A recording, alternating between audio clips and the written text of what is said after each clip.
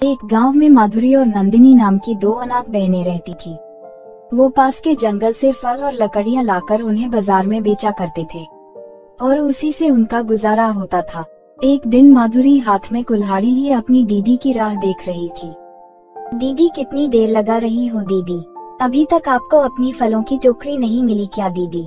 जल्दी आओ दीदी। और नंदिनी अपनी फलों की टोकरी लेकर घर से बाहर आई। इतना चिल्ला क्यों रही हो माधुरी? भूल गई क्या, जब 2 दिन पहले तुमने मुझे जंगल में इंतजार कराया था, तब मैं भी तो रुकी थी ना तुम्हारे लिए। मैंने तो तुम्हें कुछ नहीं कहा उसके लिए। टोकरी मिलती तभी तो आती ना। दीदी, तुम मेरी बात समझ नहीं रही हो। कुछ दिनों पहले जब तूफानी हवा चली थी तो उसमें एक बड़ा सा सेब का पेड़ उखड़कर गिर गया था। याद है ना दीदी? हाँ, याद तो है। पिछले 2 दिनों से हम उसी पेड़ की सूखी डालियां और फल तोड़कर बेच रहे हैं। उसी पेड़ के फल तो हम खाते हैं। वही तो दीदी, अगर हम जल्दी नहीं गए तो हमसे पहले कोई और जाकर सारे फल तोड़ लेगा।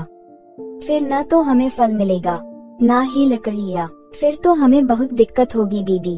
अब चलो जल्दी। ऐसे ही बातें करते हुए दोनों बहन जंगल की तरफ चलने लगी। कुछ दूर चलने के बाद उसी गिरे हुए सेब के पेड़ के पास पहुंच गई। उसके बाद दोनों ने सेब के पेड़ की डाल को काटने की सोची। फिर माधुरी अपनी कुल्हाड़ी से उस हरे भरे डाल को काटने लगी। ये देखकर नंदिनी बहुत ही दुखी हो गई। रुक जाओ माधुरी, इस हरे भरे डाल को मत काटो। पता नहीं क्यों मुझे अच्छा नहीं लग रहा है। हम सिर्फ सूखे हुए पेड़ काटते हैं ना, ये तो हरा भरा है, इसे मत काटो। ओफो दीदी, आज आपको क्या हो गया है? और इसमें बुरा लगने की क्या बात है? ये एक पेड़ ही तो है। पेड़ का काम ही है कि वो हमें फल दे और लकड़ियाँ दे। नहीं माधुरी, माँ कहती थी कि पेड़ में भी जान होती है और इस पेड़ में अब भी जान बाकी है। देखो तो ये पेड़ कितना हरा भरा है। दीदी, ये सब कुछ नहीं होता है। मुर्गी और मछली में भी तो जान होती है, फिर भी लोग उसे मारकर खाते हैं। अब बताओ। देखो माधुरी, हम सूखी लकड़ी से भी तो काम चला सकते हैं। इस हरे भरे पेड़ को काटने की क्या जरूरत? हम इस पेड़ के सारे सेब तोड़ लेते हैं, उसे बेचकर हम अपना गुजारा कर लेंगे। पूरा पेड़ काटना बंद करो। और फिर माधुरी अपनी दीदी की बात को अनसुना कर अपनी कुल्हाड़ी से पेड़ को काटने लगी। पता नहीं तुम्हें अचानक क्या हो गया। ये देखो, मैं काट रही हूँ।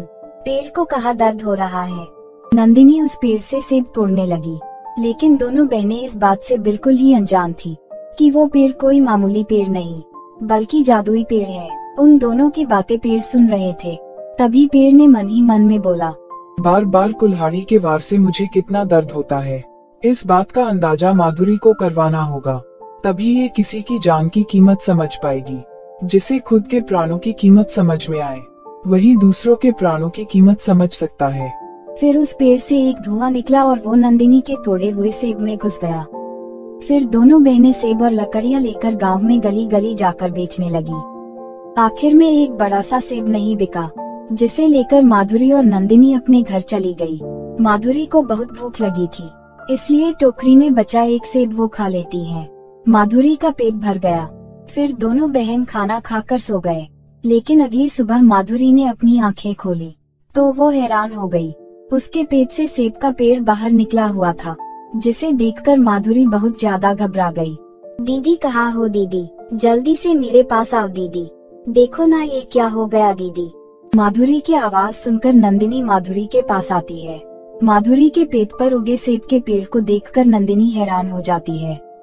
माधुरी मेरी बहन, ये सब कैसे हुआ? तुम्हारे पेट में सेब का पेड़ कैसे उग गया?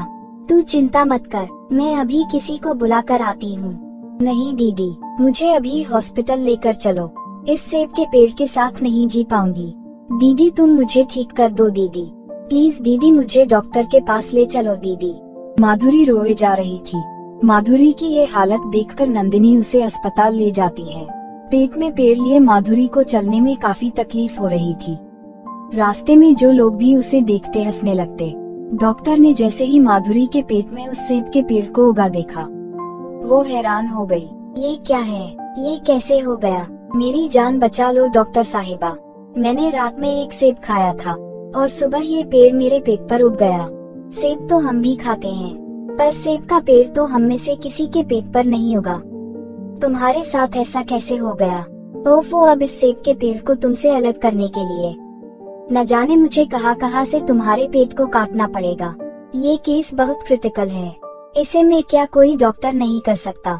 मुझे तो ऐसा लग रहा है कि जैसे ये सेब का पेड़ तुम्हें कुछ कहना चाहता है, इसलिए वो तुम्हारे पेट में उगा है। डॉक्टर की बातों को सुनकर माधुरी और नंदिनी कुछ देर सोचती है और फिर अस्पताल से अपने घर वापस आ गई। फिर नंदिनी माधुरी को लेकर उसी सेब के पेड़ के पास जंगल में ले गई, जिसका सेब माधुरी ने खाया था। माधुरी वहां जाकर उस सेब के पेड़ के सामने रोने लगी। तब उस जादुई सेब के पेड़ ने कहा, माधुरी, जब डॉक्टर ने तुमसे ये कहा कि तुम्हारे पेट को जगह जगह से काटने पर भी तुम्हारे पेट से ये सेब का पेड़ नहीं निकलेगा, तब तुम्हें कितना दुख हुआ। जब मुझ पर अपनी कुल्हाड़ी से बिना सोचे समझे वार करती हो, तब मुझे भी इतना ही दर्द होता है। तुम्हें यही सबक सिखाने के लिए मैंने तुम्हारे साथ ऐसा किया। पेड़ जी, मुझे माफ कर दीजिए। मुझे समझ आ गया है कि हर किसी के अंदर जान होती है, हमें ऐसे किसी को तकलीफ नहीं पहुंचानी चाहिए। मैं अब कभी भी हरे भरे पेड़ को नहीं काटूंगी, बल्कि मैं अब किसी को भी हरे भरे पेड़ काटने नहीं दूंगी। हाँ पेड़ जी, मेरी बहन को माफ कर दीजिए, उससे अनजाने में भूल हो गई। उसके बाद उस सेब के पेड़ ने माधुरी को पहले की तरह कर दिया। दोनों बहन उस सेब के पेड़ का धन्यवाद कर अपने घर वापस आ गई। उस दिन के बाद से दोनों बहनें पेड़ की सेवा करने लगी। वो रोज उसमें पानी डालती और उसमें खाद डालती। कुछ ही दिनों बाद उसके आंगन में एक जादुई सेब का पेड़ उगा। उस पेड़ में बहुत ही मीठे मीठे सेब लगे हुए थे। उस पेड़ की खासियत ये थी, उस पर से सेब कभी भी खत्म नहीं होता था। दोनों बहन उस जादुई पेड़ के मीठे सेब बेचकर अपना गुजारा करने लगी और खुशी खुशी रहने लगी।